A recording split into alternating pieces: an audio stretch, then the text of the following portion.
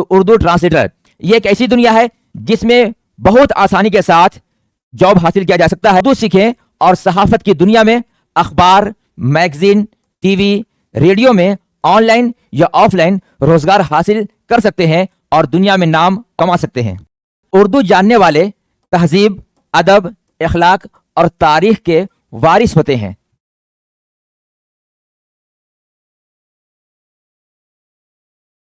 انقلاب آئے گا، سوچ اور فکر میں انقلاب آئے گا، گاؤں اور شہر میں انقلاب آئے گا، پریزنٹ اور فیوچر میں انقلاب آئے گا، کیونکہ اب آپ کو سیکھنا ہے اردو، اور اردو آپ کی زندگی میں انقلاب لائے گا.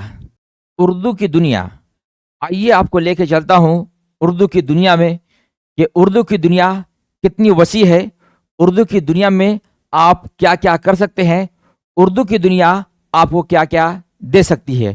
آئیے دیکھتے ہیں اردو کیا ہے.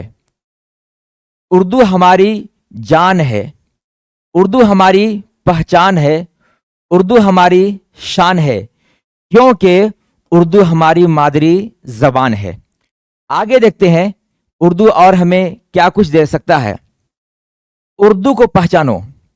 جو اپنی زبان کو پہچانتا ہے وہ اپنے دین، تہذیب اور تاریخ کی حفاظت کرتا ہے. آگے دیکھتے ہیں اردو جاننے والے تہذیب، ادب، اخلاق اور تاریخ کے وارث ہوتے ہیں. اردو سیکھ کر آپ کیا کیا کر سکتے ہیں؟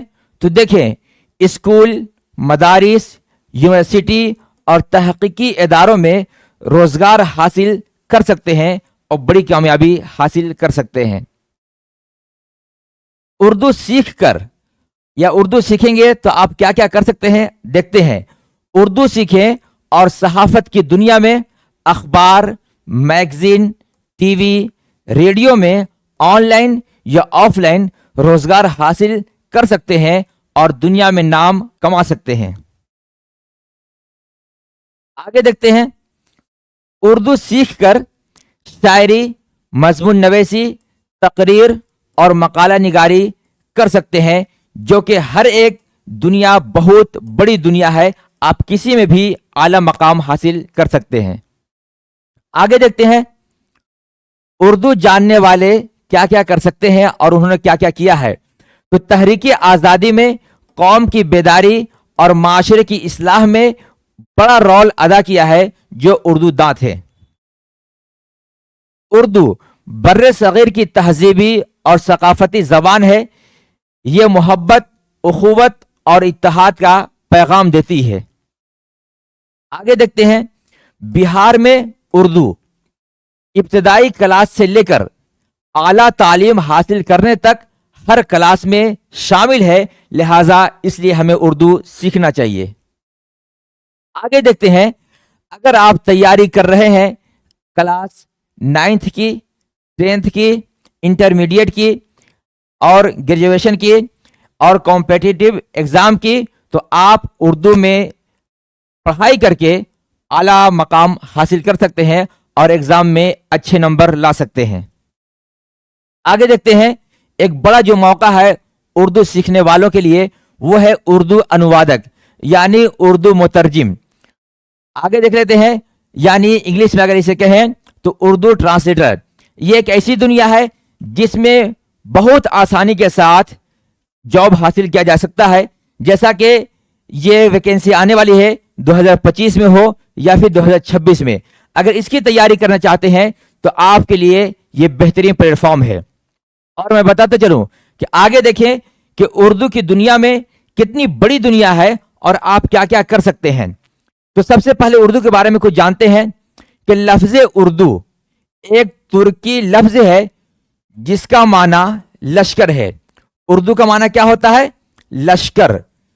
آگے دیکھیں کہ اردو ایک مخلوط اور ملی جلی زبان ہے، یعنی اردو زبان میں کئی ساری زبانیں شامل ہیں کہ اردو زبان کو اس میں فارسی، عربی، ہندی اور دوسری زبان کو ملا کر کے اردو زبان بنایا گیا ہے.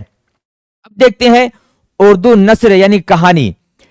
اب اردو میں جو کہانیاں ہوتی ہیں اس کی کتنی ساری صورتیں ہو سکتی ہیں.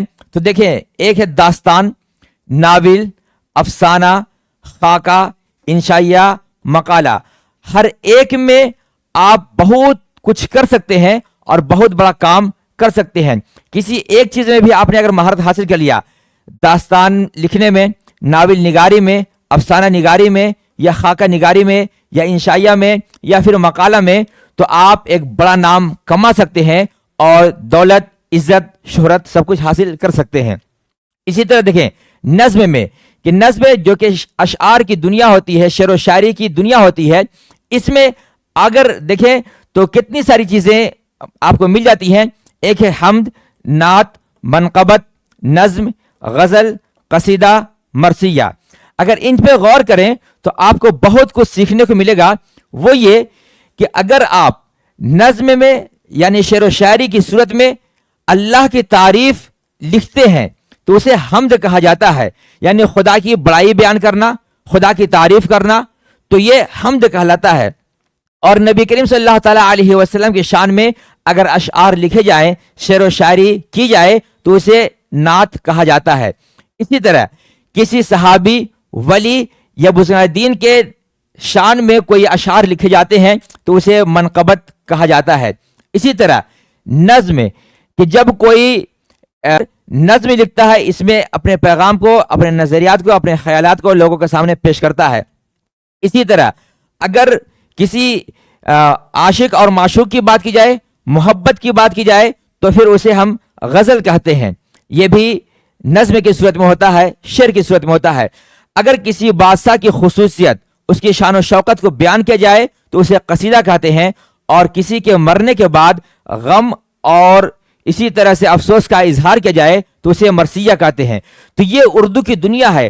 آپ یہ سب پڑھ کر، سیکھ کر بہت کچھ حاصل کر سکتے ہیں. تو میں آپ لوگوں کو یکے بعد دیگرے تمام چیزوں کو تفصیل کے ساتھ پڑھاؤں گا، خواہ وہ داستان ہو، ناول ہو، افسانہ ہو، یا خاکہ ہو، یا انشائیہ ہو، یا مقالہ ہو. ان تمام چیزوں کو آپ کے سامنے ایک ایک کر کے میں وضاحت کے ساتھ پیش کروں گا.